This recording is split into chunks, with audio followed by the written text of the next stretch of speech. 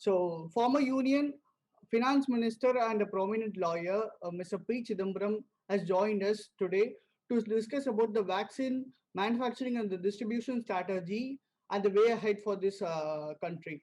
So, he's one of the member in the opposition who is giving foresighted advice to the government. Thank you for joining us, sir. So, the first question I'm going to ask you uh, is that the government says different. You have been criticizing the government for different pricing of these vaccines to the private players and the state and central governments. So, and you have suggested an alternative by invoking that compulsory licensing thing. So, can you please explain this? How this will reduce the cost of vaccines, and also if there will be an legal hurdles, if there will be an intellectual property infringement. See, no manufacturer can be allowed to sell the same product, the same quantity, the same dose at different prices to buyers. Besides, this is a very, very important life-saving vaccine and can't be treated like shoes or shirts or trousers or salwar kameez. You can't have different prices for central government, state government hospitals, and private hospitals. So it is plainly discriminatory. The distinction is completely invidious, illegal, and you cannot allow such prices to be fixed. These prices are being fixed because there are only two manufacturers, and they have what we call a virtual duopoly. There are only two manufacturers of vaccines in India, and they are exploiting the situation in India. We cannot allow the manufacturers to do that. That is why the law allows the Indian Patent Act, made after the TRIPS agreement and the Doha Declaration, which allow the Indian law to provide for such contingencies. Indian Patent Act has sections 92, section 100, and section 102, which allows the government to invoke compulsory licensing in a national emergency like an epidemic or a larger public interest of a non-commercial public use. These are very well defined and understood terms in law. Even if the government threatens to invoke compulsory licensing, in my view, the two manufacturers will fall in line. Mere threat is sufficient. They don't have to actually grant a compulsory license. But if the two manufacturers don't fall in line, the government should simply invoke compulsory licensing and license either a private player or a public sector player to manufacture the vaccine. Of course, both Serum Institute and Bharat Biotech will get a royalty for every dose. Even at 150 rupees a dose, according to Mr. Poonawalla, they're making a small profit. Imagine the kind of profit they will make at 600 rupees and 1,000 rupees and 1,200 rupees. This is exploiting a national emergency. So they are saying that they want to scale up the vaccine manufacturing to the larger populations. So that's why they need this, pricing to manufacture more vaccines.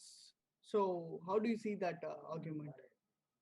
This has nothing to do with the pricing of the vaccine.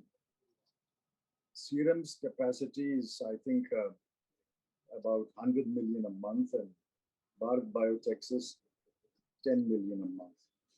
If they want to scale up capacity, they can ask government for a capital grant, and government can give the money.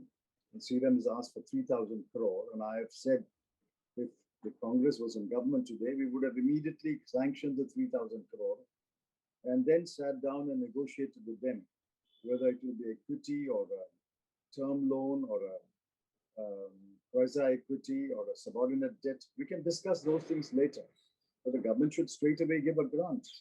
Why should the pricing of vaccine, which will ultimately be passed on to the citizen, be the mechanism to enhance production capacity?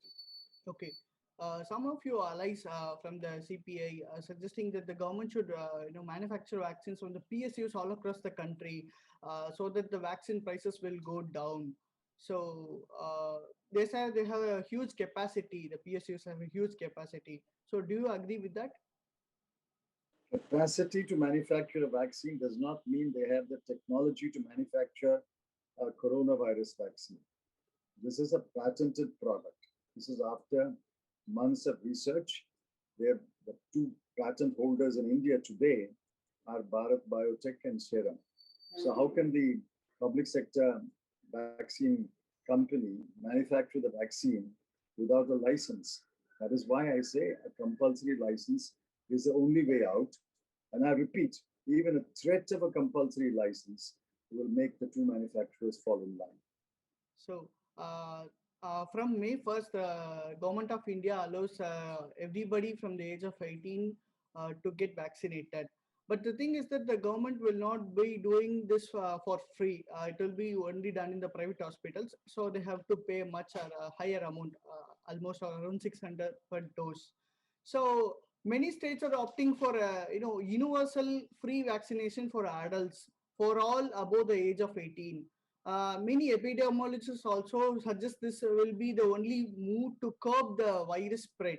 So, do you think this will, by saving lives, also will recover the amount spent on this vaccination program? What do you mean by saying state government will foot the bill? Who is the state government? State government is the people of the state. Which are the finances of the state government? Whatever the people pay as taxes. So whether you call it state government will foot the bill or the people will foot the bill, ultimately it's coming from the pocket of the citizen. Why should a citizen, either directly or through taxes paid to the state government, pay 600 rupees to 1,200 rupees per dose of vaccine? If a family of 4 or 5, if they have to be vaccinated for 2 doses, it's going to cost them nearly 10,000 rupees. Why should they pay? So I think the price is the critical factor. The price must allow a reasonable profit for the manufacturer. Mr. Poonawalla is on record saying at 150 rupees he makes a small profit. All right, give him a little more profit, fix it at 200, fix it at 250. But why allow them to indulge in what is called price gouging at 1,000 rupees and 1,200 rupees? So there's no such thing as a free vaccine. Somebody has to pay. But why should we pay to the two manufacturers? That is the question to be asked. Yes, Mr. Chidambaram, I agree with you that the price should be come down. The manufacturer should reduce the price. My question here is that the state should pay, whether the state or the central government should pay for the vaccination of all the citizens above the age of 18, so that the mass spread will be reduced. A community, there will be a overall immunity will be developed against the virus. So some epidemiologists say this is the only way out of this virus, and some of these economists are opposing this move. Said that it will, draw a huge amount of money, and this will, loss incur to the states. So, but some other people are suggesting that spending on vaccines will help the economy in the longer run. So, how do you see this? Both epidemiologists and economists are wrong. The epidemiologist says what he says has no connection with the economy. Who pays is not the concern of the epidemiologist. His concern is how many vaccines are administered and how quickly are the vaccines administered to the population. So I don't think we should seriously consider the epidemiologist's statement on economics. The economists, again, are talking about if you spend money, the state will go bankrupt. There's no such thing as a state's money, it's the people's money. The state does not bring money from heaven, it takes it from the people. So whether the state pays or the people pay, it's the same. Question is, should an individual pay or should it collectively come out of the tax revenues of the state? The correct thing to do is to come out of the general revenues of the state, where the rich pay more and the poor pay less. And the state will then decide how to spend that money. The central government has already allocated 35,000 crore for vaccination alone. If you do the arithmetic, 70 to 75 crore people can be administered 2 doses of vaccine, and the total cost will not exceed 35,000 crore if the price of the vaccine is kept reasonable at about 150 or 200 or even 250 rupees a dose. So the arithmetic is very clear. The money is there, it has to be spent. If you spend more on vaccines, of course, you will spend less on Central Vista. You will spend less on the Mumbai Ahmedabad bullet train. You will spend less on some completely outrageous, unnecessary projects which are intended to satisfy the ego of somebody. Stop all that and spend on the vaccines. So I don't think the economists are right in making a distinction between state spending and the individual citizen spending. According to me, both are the same. Okay. So, as a former minister, how you see this Narendra Modi's government managing the second wave of the COVID pandemic? So, what went wrong in this governance? Everything went wrong. The day Mr. Modi declared that we have defeated Corona, the first mistake was committed. Nobody in the world, no prime minister, no president has claimed that the country has defeated Corona. How does Mr. Modi know that there will not be a second wave or a third wave? Then all the ministers celebrating, saying the whole world is appreciating Mr. Modi's handling of the epidemic. Just read what newspapers abroad are writing. New York Times, Economist, Guardian. Yesterday, the Australian, the largest newspaper in Australia, so the High Commissioner has to issue a bitter response. The world is laughing at us. The world is sorry for the Indian people, but the world is mocking the Modi government. Everything went wrong. They didn't plan at all. Planning is detailed planning. You have to sit down and ask yourself all the questions, all the related questions, the linkages of the related questions. There are 1,000 dots in a plan. You have to join all the dots. Take oxygen. What is our manufacturing capacity? What are we manufacturing? How do we transport the vaccine in tankers, in cylinders? Do we have enough trucks? Do we have enough logistic arrangement to transport it? Where do you store it? How do you distribute it? How do you deliver it? How do you allocate it to private hospital, public hospital? There are 1,000 dots in a plan.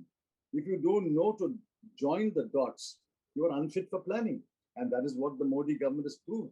It simply did not recognize that there are 1,000 dots in a plan, and it did not sit down and join the dots. The Modi government was busy campaigning in Bengal and elsewhere. Okay. My last question to you is that even after this, Narendra Modi government's COVID mismanagement, the party is confident of winning the Bengal elections. So, how do you respond to that? I don't know what the result will be. Do you think that will be the case? How can the ruling party predict the result of an election? Do they know something which you and I do not know? Do they know something which the Election Commission does not know? I mean, I'm raising this question. It raises grave suspicions. I think that the elections will throw up mixed results. The BJP, with its allies, may win in a couple of places, but I think the non-BJP parties will also win in a couple of places. No definitive conclusion can be drawn from the elections as to whether the people approve the Modi government or disapprove the Modi government. On balance, the entire people of India, to the extent I know, are very, very angry with the Modi government for the way it has completely mismanaged the pandemic and has brought India to the brink of a catastrophe. Thank you, sir. Thank you so much for joining us. Thank you. செய்திகளை உடனுக்குடன் தெரிந்து கொள்ள ETV Bharat செயலியை download செய்யவும்.